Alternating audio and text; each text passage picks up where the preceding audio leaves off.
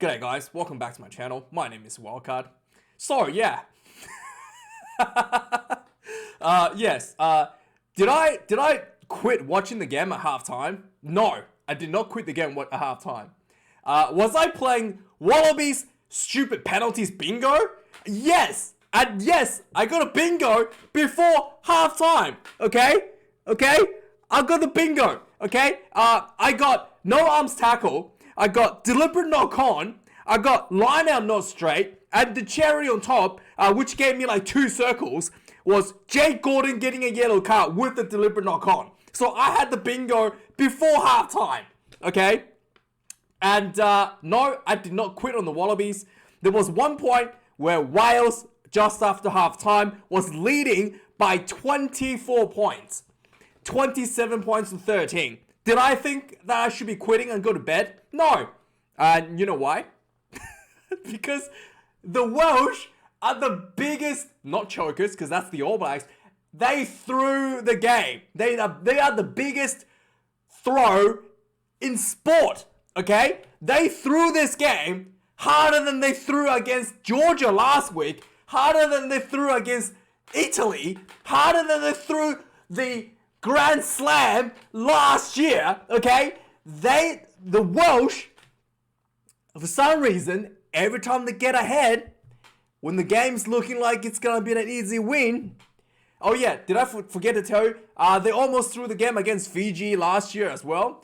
Every time the Welsh get ahead, they get overconfident. This is what happened against Italy. They get overconfident. They just, I don't know what's going on. They just do stupid things. They get very stupid penalties. They do stupid kicking. That's what they did against Georgia. They do just mind-blowingly stupid things when they're ahead. And that's what happened this game. This Welsh team took a downturn when Gareth Anscombe threw himself into Ned Hannigan and looked like he might have dislocated his shoulder.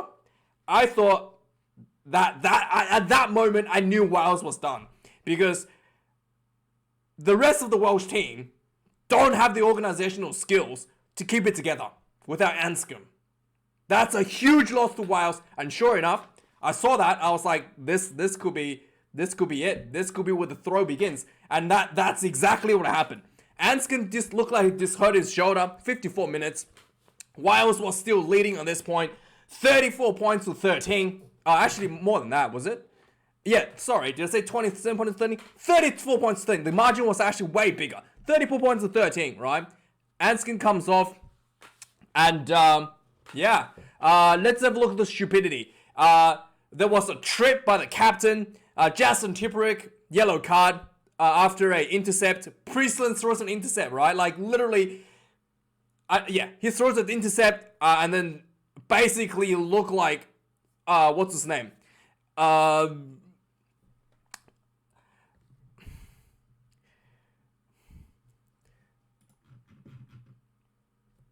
P. Samu. He looked like P. Samu was going to run through for a try, and Tipper tricked him. Yellow card.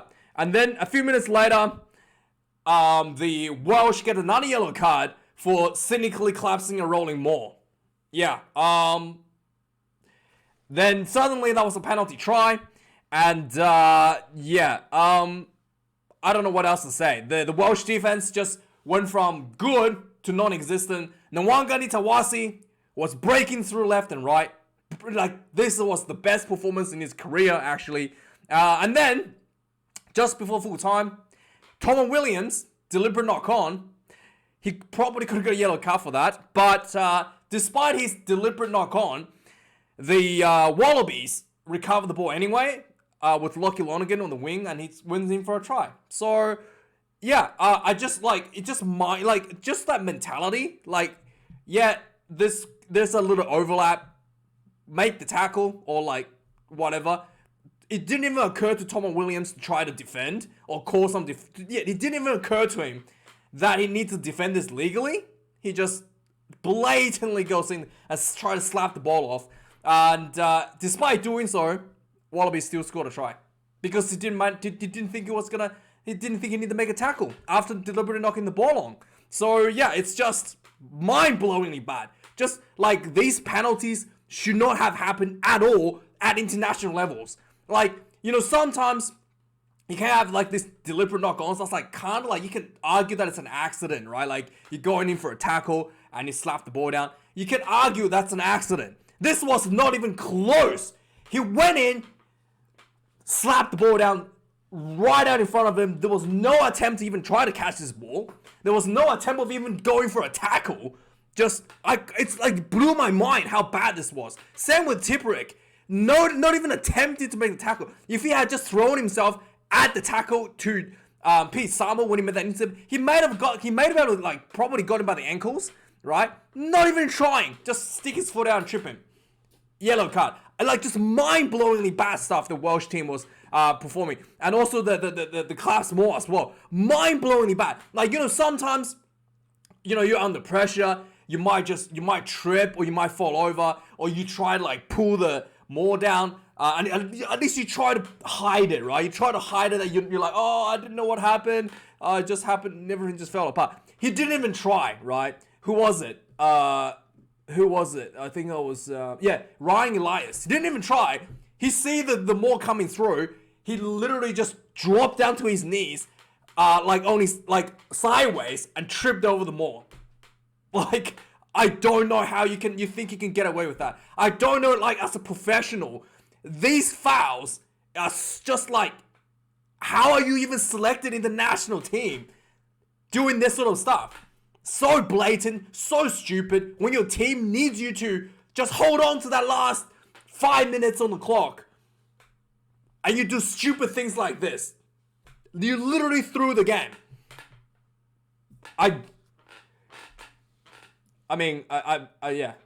This is what happened against Italy. This is what happened against Georgia last week.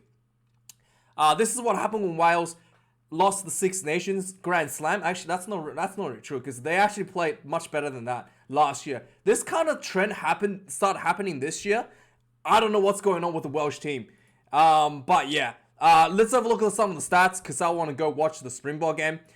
380 run meters to the Wallabies, 378. Wales still had like overwhelming dominance retained from the first half. Wales had 227 run meters to the Wallabies, 142. The Wallabies were horrendous in the first half. It was atrocious. Like the worst, exactly as everybody predicted. The Wallabies bench was much better, much more clinical than the starting team. The starting team was absolutely atrocious. Like yellow cards everywhere. Like I said, I got the penalty bingo at halftime. Wales was actually dominating the Wallabies until Anscombe threw himself out of the game. So Wales was leading the carry count as well, 66-37 at halftime. Obviously, 110 for Wales to 88. Even at full-time, Wales was still leading that. Turnovers conceded at halftime. Both teams only conceded 4 turnovers. Wales conceded 8 in the second half. Wallabies only conceded 5. So it just ballooned out of the hand in the second half because they threw the game. The Welsh threw this game. They threw away the win, okay? It was nothing to do with anything but the players being shit. Next up, the tackles, 44 tackles to 86 at halftime. Wales 104 in the end, 130 for the Wallabies. In terms of percentage, completion rate was pretty decent. The Wales had a lot of trouble tackling the Wanganita Wasi. As much trouble as having trouble tackling him. But with that being said, I didn't think that the missed tackles were the issue. It was the stupidity by some of the key players. Kicks in play 19-22. Again, there was some much better managed kicking this week than last week compared to the Georgia game for Wales. Wallabies kind of play the game. I thought managed the game a lot better than the Welsh in terms of kicking game. Wallabies did have 2 missed kicks, and Wales didn't miss any of their goal kicks. Lineouts, 12 perfect lineouts for Wales. Wallabies lost 1, not straight. That's where I got my bingo. Scrums. This was a really weird one for the scrums. So the Wallabies got penalized so many times in the scrum feed because the referee seemingly was seeing the Wallabies were collapsing the scrums, and this was before the Wallabies had a forward in the yellow card. And so it was really bizarre that that the Wallabies were just like struggling, and then suddenly the scrums kind of just like flipped in the second half when the reserves came on, the P Samuel came on, and it just was way better. I wasn't really sure what was happening in the scrummaging, but it was just like really bizarre. Like one team could be dominating really badly, like the Wallabies are getting dominated really badly, and suddenly the Welsh were just getting dominated in the second half, despite it really didn't make that many changes in the front row. See, I wasn't sure what was happening in the scrummaging there. The penalty conceded, like about at least five of the penalties the Wallabies conceded were just repeated scrum penalties. They did end up getting a yellow card for repeated penalties as well. But Wales should have been 3 yellow cards because Tomo Williams, deliberate knock on, should have been yellow card, but that was try scored anyway. So yeah, that should have been a penalty try actually. And Lolosio didn't have to take that kick. That was quite an important kick that he had to land. But yeah, overall this was a throw by the Welsh, just complete stupidity. So let's quickly recap some of the stuff throughout the game.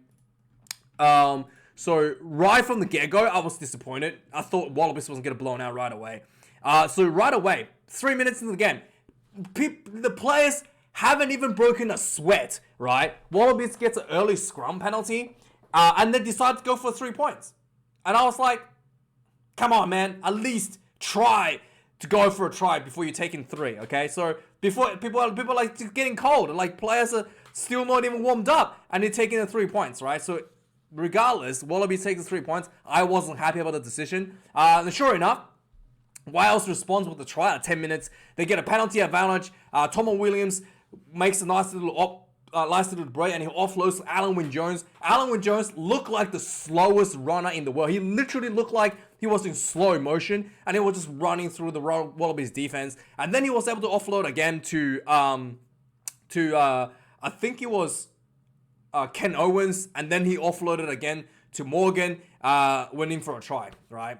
Perfect response to Wales, 7 points to 3. 50 minutes in, Wales gets penalised for a seatbelt tackle. Wallabies take another 3. I thought, yeah, that's how you win the game. Respond with the try with another penalty. So Wallabies gets another 3 points. Really didn't test the Welsh defense that much at all. I thought this was, again, I was a little bit disappointed by that. So 2 minutes later, Wallabies immediately give away a penalty for off the feet in the rucks. Wales kicks another 3, so 10 points to 9. And then 20 minutes in, Fainga up, didn't throw the line out straight. I literally wrote here, not surprised, right? So on 22 minutes on the clock, there was a no-arm tackle by McRae. In fact, I'm pretty sure this was no-arm tackle here, but the referee didn't see it. Wales just thread the ball wide anyway, just some quick crash balls. The Welsh did look a lot better this week attack in terms of using the depth in the back line, not nearly as flat as they were last week, because obviously Anscombe's on the field, not Priestland. So they just utilized some good passes and then eventually found space out wide. Falatau goes in for the try. 17 points to 6, really good hands from the Welsh team. So McRae, I did see there was a no-arm tackle, but they didn't call it. And sure enough, the 26 minutes into the game, McRae gets caught doing the exact same thing, no-arm tackle, like we talked about before. He dives straight onto the ball carrier's legs and like chops him down with his just a shoulder charge almost. This is the second time he did it. He got caught this time.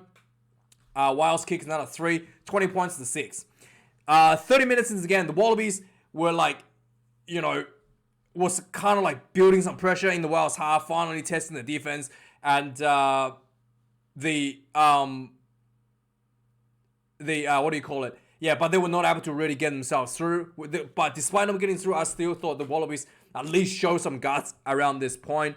So finally, there was some few penalties back to back against Wales. Wallabies were able to build 5-meter line out, and they go for a maul. And this maul was much better structured than the Wallabies. In fact, in the whole tour, perfectly set up, slowly edging forward, and eventually the maul collapses, and it looks like it was held up. But the referee on the field said he see the ball on the ground. Checks with TMO and see if he can see anything else that was wrong. TMO couldn't see anything. Obviously, bodies piling up everywhere. So it was a try because the referee on-field decision was a try. I thought this was weird because I was doubting that the referee could see the ball at all on the field. but he obviously see the ball grounded and given that on-field decision try, which was a little bit, anyway. So a few minutes later, the Welsh makes a counter attack. Dyer makes a huge run. He gets nice huge break in the Wallabies backline. He gets tackled 1 meter short. I thought for sure he was gonna score there, and the ball comes out quick. Yeah, I got my bingo. What's his name? Jay Gordon, offside position, deliberately knocks the ball down as the halfback was passing the ball away. So not only was it deliberate knockdown, but it was deliberate knock on, but it was also offside. So yellow card, could have been a penalty try there. Referee didn't give it. So yeah, gets a yellow card. Off the field he goes. And after that, this is where I kind of felt that the Welsh went for like scrummaging. So this is where the Welsh scrum dominated the Wallabies quite a bit. So Wallabies are missing a number 9. So this scrum should not by any means be dominated by the Welsh team. But yeah, Wales had 3 back-to-back scrum penalties against the Wallabies, and referee warns any more penalties will be a yellow card. And then the 4th scrum goes down, no penalty, and Wales spreads the ball to the short side. Tom Williams crashes over, gets held up at halftime. So I thought that was a bit of a throw, because I really didn't understand why they keep going for the scrum option when the Wallabies is. Yeah, I guess I understand it, but anyway, I thought I was just really poorly executed. Second half, 41 minutes, a minute into the game, Alan Wojcicki is penalised for advancing in front of the kicker. Not really a big deal. 44th minute, there was a scrum, and Wallabies Robertson gets penalised for collapsing the scrum, and this was the referee had enough, yellow card. So Wallabies has 2 players yellow card off the field at the same time at this point, and sure enough, Wales goes for a line out, and they just completely dominated the Wallabies with the maul.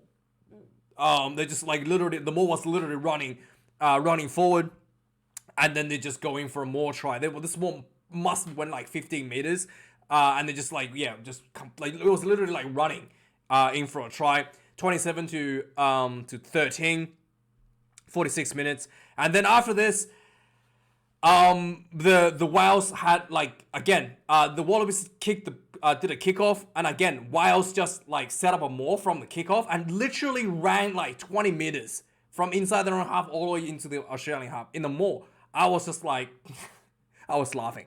And then on the 51 minutes into the game, another maul. It looked like the Wallabies had collapsed the maul illegally. Could have been a penalty try, but no penalty try. The Wales just kept crashing the ball. Eventually, there was space out wide. Dyer goes into the corner for the Welsh try. Anscombe slots this one from the corner. 34 points to 13. I think his kicking rate is 100% in the November internationals. So really, really good. And then 3 minutes later, he throws himself into a tackle on Ned Hennigan and looks like he just dislocated his shoulder.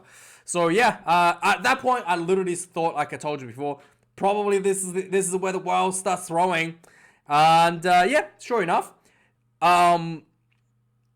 despite the Welsh, despite the Welsh still had the full lineup, the Wallabies starts dominating the scrum suddenly for some reason. They almost get a penalty right in front of the Welsh try line. I thought it could have been a penalty try for a scrum. But anyway, there was no penalty try from the scrum regime, but Wallabies just kept on pushing their pressure. So Wallabies at this point also put on all of their reserves. A lot of Seal is on. McDermott is on. So the ball was much, much quicker at the breakdowns, and a lot of Seal execution was much clinical than Donaldson as well. The decision making was much more crisper, and you can see it. The speed was immediately a lot faster. Also with what's his name, Pete Samuel on the field as well. There was a lot more punching power with the 4-pack, and then immediately Wallabies were able to find space out wide on the wing, and Nwanga Nitawasi goes in for a try. 34 points to 18. So Wales under a bit of pressure. At this point, there was no yellow cards yet. Anscombe is off the field, but you can clearly see the Welsh players somehow panicking. Okay, you can see the panic setting in. 63 minutes into the game, what's his name? Yeah, there was actually some really nice play from Josh Adams here. He kind of like did a nice kick behind, which forced Tom Wright out, 5 meters out. So Wales had an opportunity basically for a 5 meter attacking line out, and they dropped the ball. And this was a golden opportunity they missed out.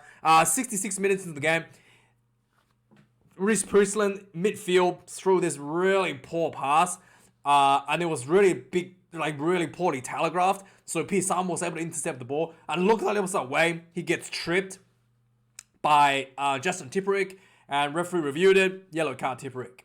Just absolute stupidity. I don't know what else to say. 67 minutes in, the Wallabies this was a beautifully set line-out moves. We've seen like the Wallabies do some moves like this before, just like preset line-out moves. So they had a line-out. Lockie Lonergan was worried that he might not be able to throw the line-out straight, which was not a case. He actually got all of his line-out straight this time, so I was pretty happy about that. So he gets line-out in, he loops around and catches the ball and crashes into the 10 channel. And then before he hits the 10, inside ball to Nwangani Tawasi swooping in from the blind side, straight through a massive gap. And yeah, beautiful, straight through, goes in for a try. It looked like the referee had to block the defender for the Welsh team, but hey, I'm not complaining. 34 points to 25. Suddenly the game is looking like Wales under a bit of pressure, especially with the yellow card. 71 minutes in the game, Wallabies piling on pressure. They had a 5 meter line out. They go for a more. It looked like the line out collapsed. The more was held up. They reviewed it, and yeah. What's his name? Ryan Elias literally blatantly falls down sideways and trips the Moore over, and penalty try. This was a big call, and then the yellow card. This was a huge call. Suddenly the Welsh team is down another yellow card. 34 points to 32 and only ahead by 2 points. Wales gonna be lucky on the kickoff. Tom Wright knocks on the ball, but the scrum just gets immediately dominated, and while Wallabies were able to get the penalty. 78th minute, again, Nwangani Tawasi slips through a massive gap in the Welsh defense. He kind of did like a little stiff arm and a Dyer, and then gets straight through. He was able to link up with McDermott, who was able to quickly offload the ball to what's his name to his support players. So the Wallabies got really close with this nice run, which all started by Nwangani Tawasi, and then they just tried to quickly use the momentum, spread the ball out wide, and yeah, Thomas Williams somehow thought he can just get away with this, runs up, slaps the ball down, very blatantly, not even attempting to make a tackle, and he thought he's done it. He thought he's stopped the try. The ball bounces on the ground. Lockie Lonergan recovers it on the wing and just runs straight through. Try time. Yeah, Thomas Williams was too busy knocking the ball down and didn't even try to make a tackle. And yeah, suddenly the Wallabies are leading, and Nola Seo converts this one. 34 points to 39. The Wales on the 80th minute was able to get a penalty. Looked like they had one more chance to win the game.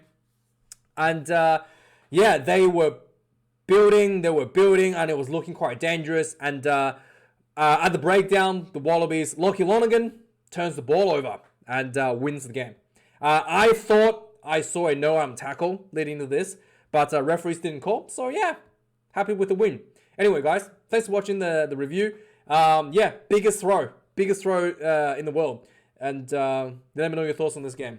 And see you guys later for the Springboks one. Cheers.